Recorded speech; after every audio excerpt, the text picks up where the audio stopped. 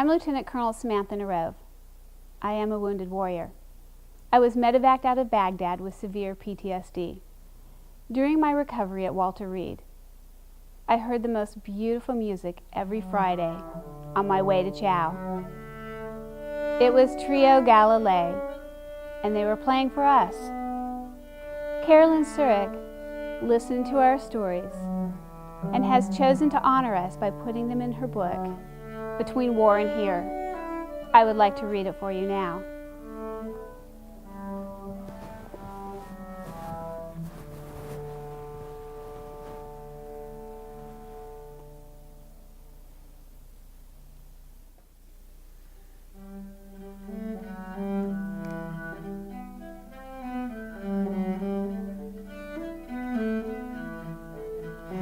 Rule 1. I never ask, how are you?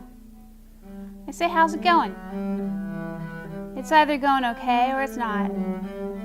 But if I ask, how are you? They have to tell me how they really are. Not such a good idea. Rule 2. You learn to assess injury quickly. In a glance, you can see a gaping wound, a missing leg, a rebuilt face. Sometimes you have to look twice. Did they really replace his eyeball with one that is totally blue? Is he missing both legs and most of one arm? How can there be so many pins and screws in a shoulder? No staring allowed. Rule 3. It's important to make eye contact.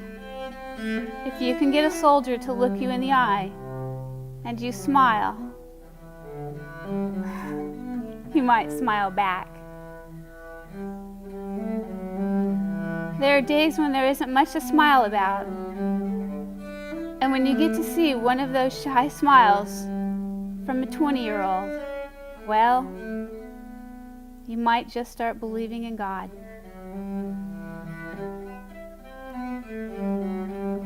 Rule 4. It's important to break eye contact.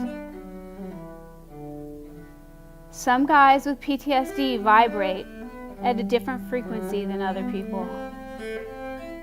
You can feel in their unsettled innerness. And they look at you, staring into your eyes as if they have something very important to say. But it's locked away somewhere so deep that it will never, ever be heard.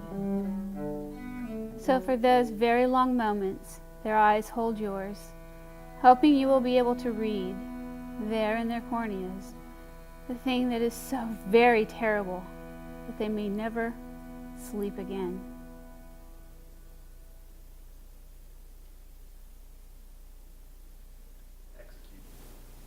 Brave Mouse. Whenever a child walks by, we play Twinkle, Twinkle, Little Star.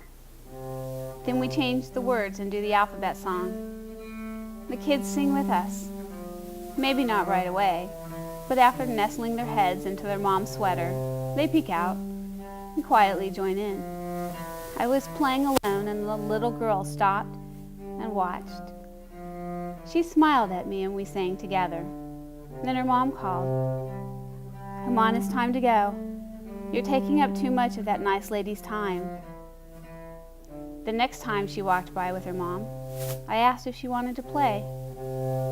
Her mom was worried that she would hurt the instrument, but I told her that it would be fine. The little girl stood to my right, and I placed the bow in her hand, cupped my hand over hers, and we bowed the instrument together. She grinned as we played, and then her mom said, Come on, honey, it's time to go. I sat down to lunch near where they were sitting, and the little girl came over. Are you here to visit your daddy? I asked. And she looked up at me and said, My daddy got dead. We're going home today. My grandpa's coming to pick us up.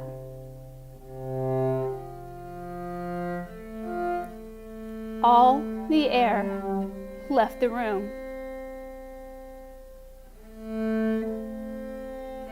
It was not my place to cry.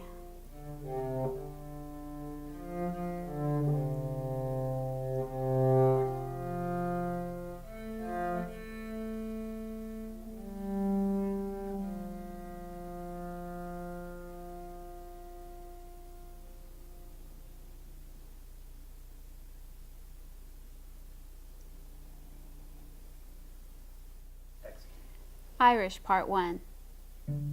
He said, "My mother is an angel." Laughing, I said, "No woman is an angel." He said, "No, my mother is an angel." There were 10 boys in my family.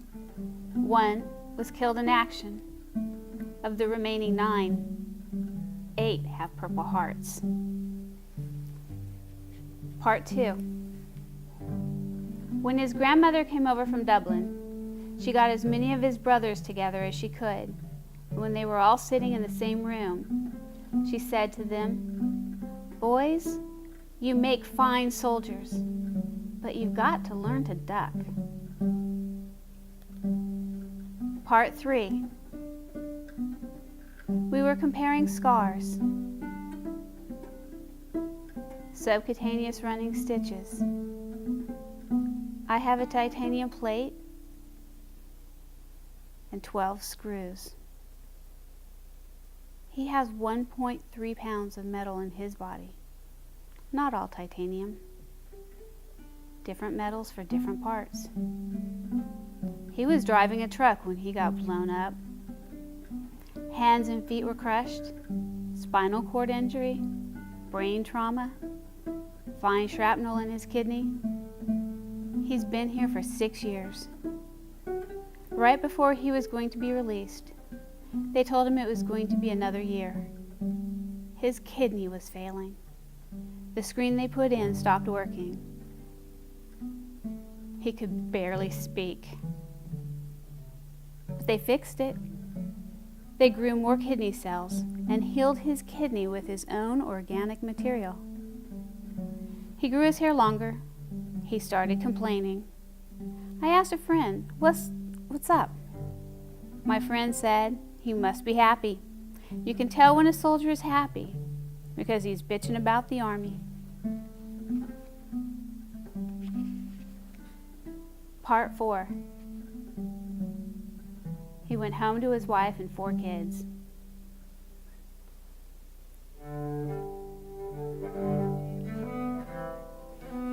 His house has ramps now, and his wheelchair can go anywhere. Wheelchair accessible everything.